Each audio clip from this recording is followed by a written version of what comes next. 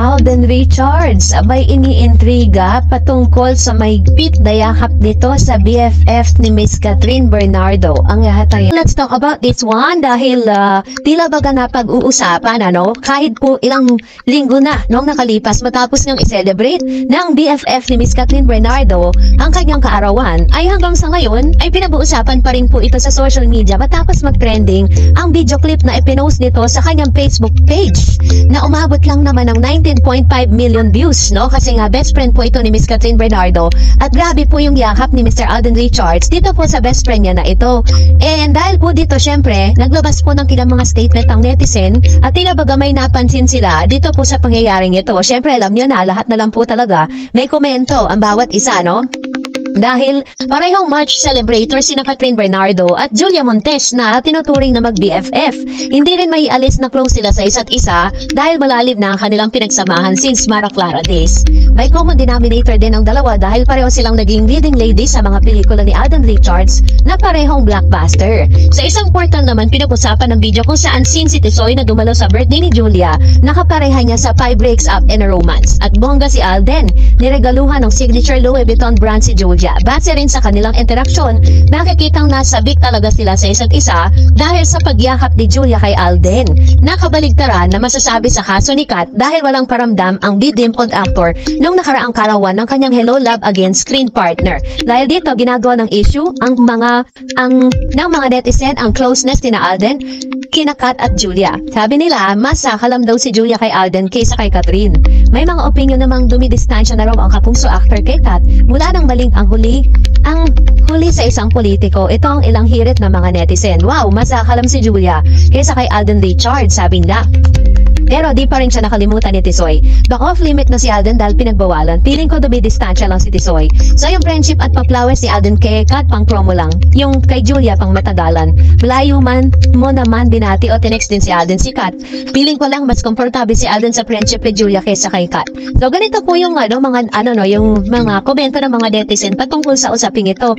And doon po sa birthday party na yon is present din po si Mama Min. Nakita rin si Mr. Piolo Pascual na isa rin sa mga kaibigan nitong si Miss Julia. Pero according po dun sa source na parang nag-appear naman si Miss Catherine dito sa birthday party na ito ni Julia.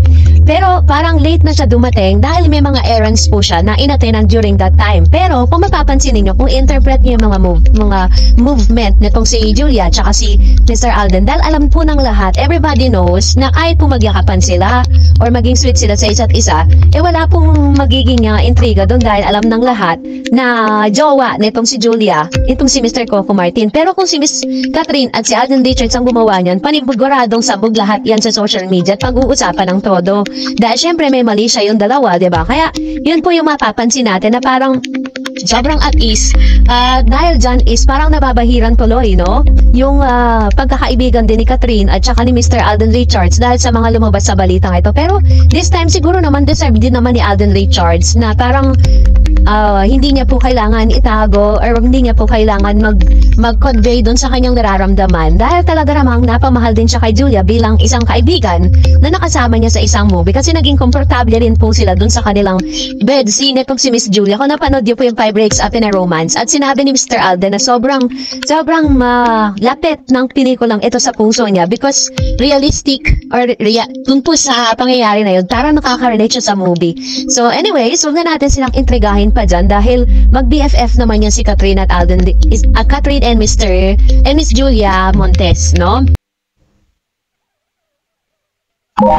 Catherine Bernardo and Mama Min sa ganitong paraan nila binasag at tinapos ang salamat ng who is watching and trusting this channel. Thank you so much sa inyong palagi ang panonood at palagi ang inyong pagsubaybay sa mga updates natin. So ngayong araw ay si Alden Richards po ay namataan sa isang school kung saan siya po ay parang nagbigay ng mga McDonald's coming from there dun sa kanyang business at the same time talagang inaliw niya po yung mga bata dito. And I don't know kung saang part ng school po yan, kung ito po ba ay sa Laguna or dito sa Manila. Pero as far as I remember, parang it was happen sa Laguna dun sa kanyang lugar, So ganitong paraan niya po ginugugol yung kanyang time, promoting yung kanyang products, and at the same time is talagang pinasaya niya po yung maraming mga estudyante dito po sa school na to. Kaya naman na talagang todo po yung suporta ng ilang mga teachers and students na naroon, dahil biruin po ninyo ha, Alden Richards po mismo ang nagpunta sa lugar nila para lang po ipaabot yung ayudang ito. Kaya naman sobrang happy na maraming estudyante ito, dahil talagang pati mga magulang po nila ay happy na masaksiyan si Alden sa ganitong klase ng activities.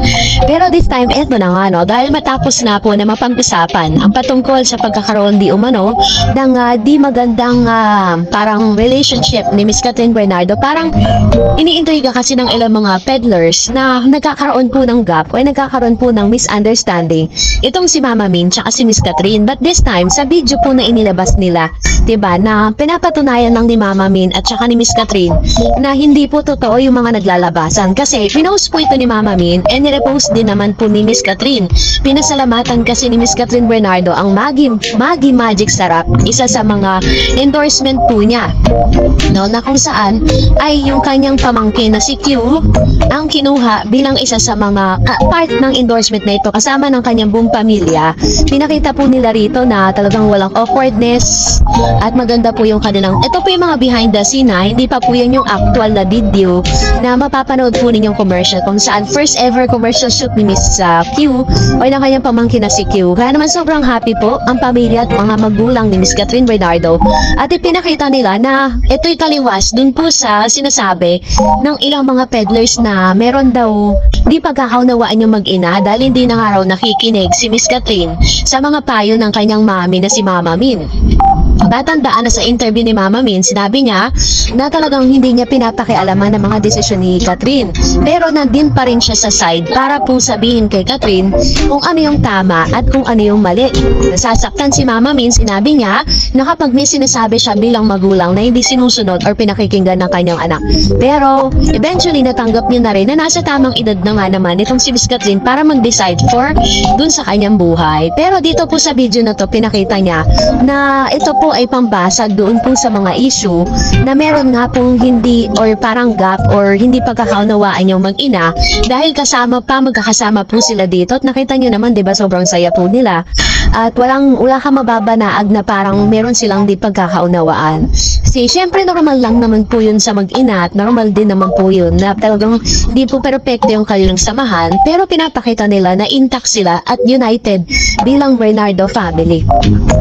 Ang pangit lang kasi dahil po sa mga sinasabi ng mga peddlers is nasisira, no? Pati po yung relationship ng mag-ina pinapasok na rin nila dahil lang hindi po nagsasalita si Miss Catherine at hindi po siya nagbibigay ng kanyang statement patungkol sa mga issue na nagkakalat ngayon sa SOCMED.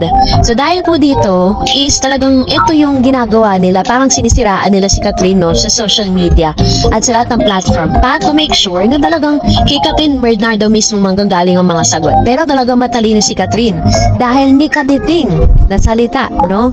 Para linawin yung mga issue na nagkakalat sa SOCMED, never niya pong gagawin yan. Talagang nakafocus lang po siya sa kanyang pamilya at sa mga trabaho na kanyang ginagawa.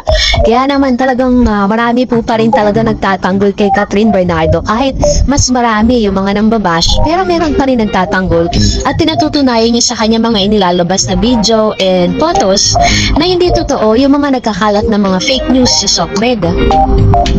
Kasama niya si daddy niya, pati po yung kanyang mami, diba? Na sa isang commercial shoot, and bihira po yun dahil lahat po sila dyan ay bayad. Ibig sabihin, very prominent talaga yung kanilang pamilya kasama pa ng kanyang pamangkin. Ilang taon na rin po na sila po ang kinukuha